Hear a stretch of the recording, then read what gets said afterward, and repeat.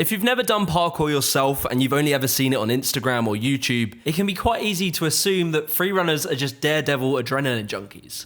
But is that really true? What is the real secret behind how freerunners manage fear? And can we learn anything from them? In today's video, we're going to explore exactly that. And we're going to hear from some of the athletes behind parkour's scariest moments and find out from them how they manage fear. Let's go.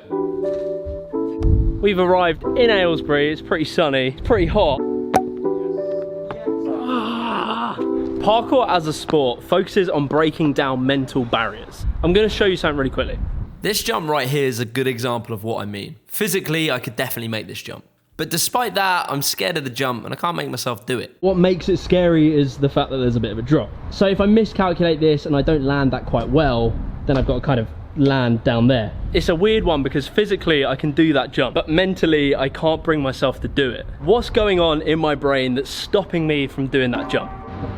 Fear is otherwise known as the fight or flight response. There's a certain part in your brain, I'm not going to try and point to where it is because it's inside my brain. And that part is called the amygdala. The amygdala is like this paranoid part of the brain. It assesses every single situation around me and then it works out the level of threat that it proposes to my life. So right now my amygdala is pretty inactive. However, if a tarantula popped out right there, hi, my name's Lucas. My amygdala would go crazy and pump out a load of hormones all around my body. And those hormones cause fear. But with all of that in mind, there is one misconception that I hear an awful lot. And that is that freerunners are adrenaline junkies. And it's an easy misconception to make. When you see a freerunner jumping across a rooftop, it can be easy to assume that it's because they're adrenaline junkies. But I think that doesn't paint a full picture. When you're doing parkour, the last thing you want is adrenaline. If you've ever felt nervous before and you've had adrenaline, you'll know what it's like. Your hands are shaky, your legs feel like jelly, you're breathing quickly, you're erratic, you're not in control, you're not calm. Yes. When you're doing parkour at a very high level, those are the things you do not want to feel. But before we go much further, I must thank Vite Ramen for sponsoring today's video. Vite Ramen is a nutritionally complete, ready-to-go ramen pack. They take just 3 minutes to cook and they have 31 grams of complete protein in them, along with 27 different types of vitamins and minerals. I seriously appreciate Vite Ramen sponsoring my channel. Not only do they make great products that I love, but they've also been massively supporting parkour lately. They've even gone as far as setting up my Discord, where very regularly we have these open conferences all about parkour. The link for that Discord will be in the description, along with my affiliate code where you can get 10% off your orders from Vite Ramen. Anyway, back to the video. So when freerunners do these high-risk maneuvers, they need to be calm and relaxed. But how do you stay calm and relaxed jumping between two buildings? To find an answer to that question, I got in contact with one of my favourite freerunners. His name is Benj Cave. This clip right here is taken from Roof Culture. As long as he's comfortable, I just have to trust his abilities. Stay calm on the catwalks. In my opinion, this is one of the most scary clips I've ever seen. This jump isn't just insanely high off the ground, but it's also an incredibly high skill jump as well.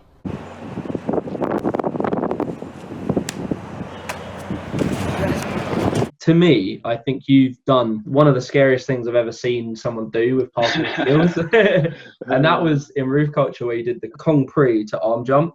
Yeah, I seem to get that reaction from a lot of people. That it was the exact perfect size for me to feel completely confident in my ability. Physically, did you feel any fear? I can only tell you that I was completely confident and calm going into that. But that only comes from, 10 years of like dedication and practice at ground level to get to that level of headspace where it's absolute confidence and absolute belief. Do you have like a process to manage fear? If I see a challenge that's like initially I know that I can do but is also quite scary, I will then start working out what are the things that are making me scared. Find out if I can figure out what's tough and make it like not tough. Get confidence in what I think is scary.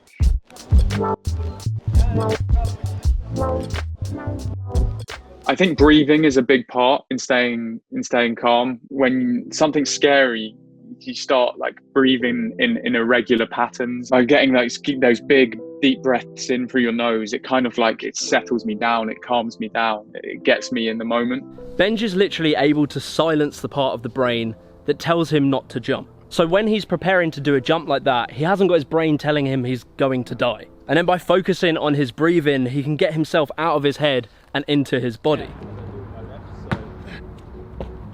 For every 2-second clip you see on Instagram, there's probably like 10 years of actual parkour training that's got them to that point. You just don't see it. All you're seeing is the absolute tip of the iceberg. Those freerunners have probably trained every single variation of that move possible. A long run up, a short run up, a big distance, a small distance, you name it, they've probably done it. On top of that, freerunners train themselves specifically how to bail, and that's called Ukemi, which is basically the art of falling over. So even when things do go wrong, freerunners probably know how to fix it. Yes! No matter how good a freerunner might be, risk-taking can always go too far. There's a level of like invincibility that can come with getting good at parkour, especially when you're quite young. And there's a really good example of this with Abdullah from Team Fat. He made a whole video where he talks about how his overconfidence led to him taking a stupid risk and breaking both of his arms. Teenagers and young adults seek out risks more than children or adults. As a child becomes a teenager, as we're all aware, the brain goes for a lot of change. And one of those changes is how we experience dopamine. Throughout the teenage years, the brain doesn't really have a lot of dopamine. Like, the base level of dopamine is lower than that of a child or an adult. However, when teenagers do experience dopamine, it's way more intense for them. So it is argued that teenagers understand the risk that they're putting themselves in. They just like the dopamine rush. Hello, Barnaby. Hello, hello. Stora's film Roof Culture Asia is pretty much this kind of risk-taking parkour at its highest level. All of the Stora guys were in their early 20s and becoming very good at parkour. And they were pretty much pushing parkour to its sheer limit.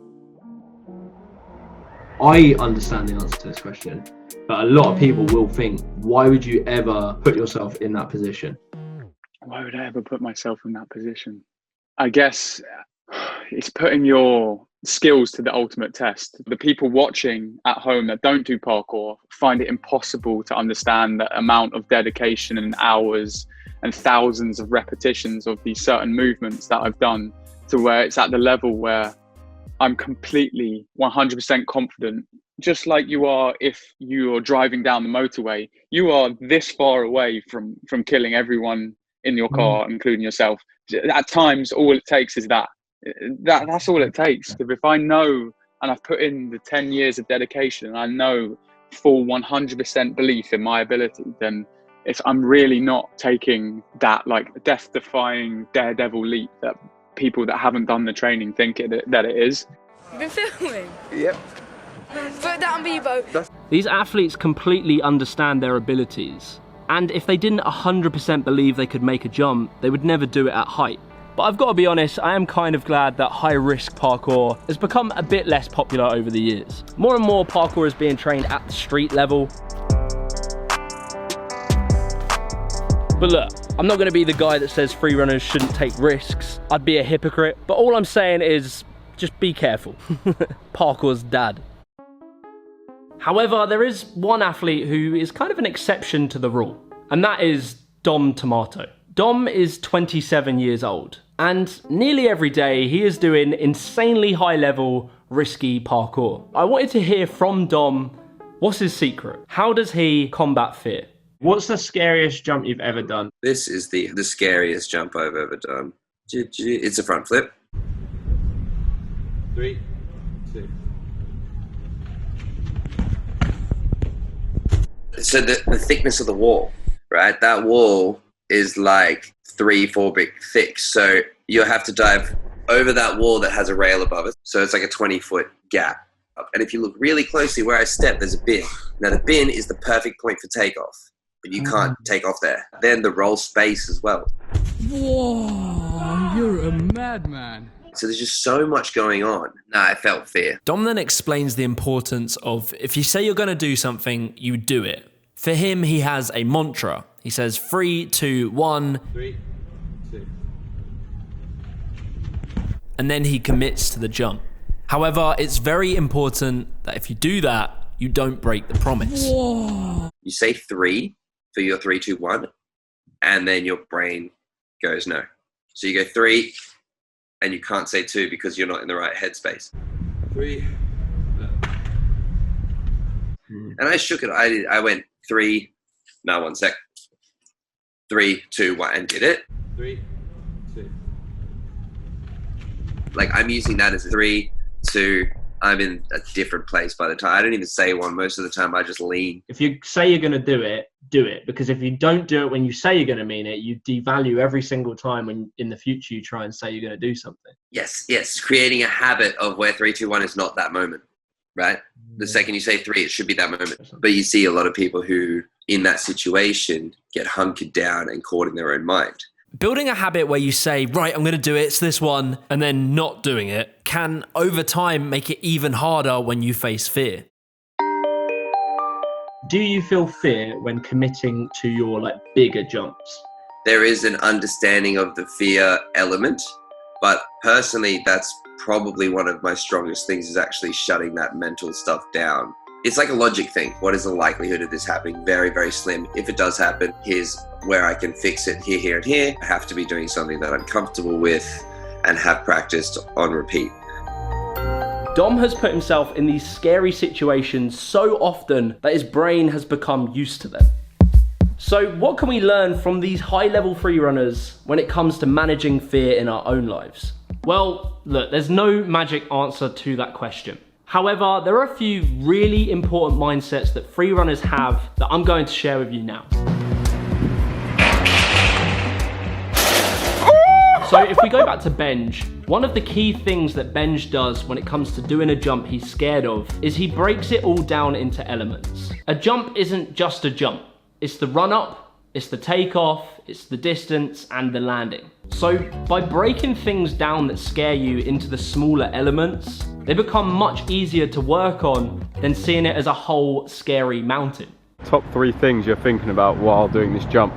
Stay relaxed, number 1, because I know I've got the distance. Keep my arms tucked in, because it's quite a narrow takeoff point. Number 3 would just be stay calm in midair. This process of logically breaking things down into their elements can be super effective in combating fear. Ooh, massive. Massive. Both Benj and Dom talked about becoming more present and in your body. Often when we're scared of things, our brains get flooded with different thoughts. And by learning to silence that and becoming more in your body, you can minimize the impact that negative thinking will have on you. As Dom was saying, he just counts 3, 2, 1, stamps his feet, and he goes. Right, ready? 3, 2, 1. And finally, here is the most important thing you can learn about fear from freerunners. And I'm going to talk from my personal experience here. To me, parkour and freerunning has always been embedded with this idea of overcoming obstacles. That can be the very obvious physical obstacles like a wall, or mental obstacles, which can be fear or just negative thinking that holds you back. This single attitude has totally changed my life, and I know that sounds a bit extra, but I really genuinely mean that. Instead of going through life and seeing everything as either things I can or can't do, I now see them as challenges. And I got that from doing parkour. I couldn't tell you the amount of times that I have seen jumps that I thought were impossible and I managed to do them. And that isn't because I'm special or anything like that. It's simply if you practice and practice and practice, you eventually get good at things. And this mindset is so transferable outside of parkour. That all sounds well and good, but what does that look like in practice? Here is one way that you can reframe the way that you think about fear. Instead of saying, I'm someone who can't do public speaking, change your response to being this. I am someone who has not yet practiced to be good at public speaking. I know that sounds really subtle and maybe a little bit silly, but trust me, that subtle shift is incredibly powerful. Literally, by doing that, you have stopped tying yourself to the identity of being someone who can't do something. And you're instead looking at life as a series of challenges that, as long as you apply the process of practice, repetition, you can and will become good at something. So if you are someone who is often held back by fear, I genuinely wish you the best of luck. And I hope you can take something from this video and apply it to your life. I'd be really interested to hear about what causes you fear. So be sure to comment that below. If you enjoyed this video, leave a like and subscribe to the channel. And if you want to go further and support the channel, feel free to donate to me on Patreon, or you can use my affiliate code on the Vite Ramen website. Peace.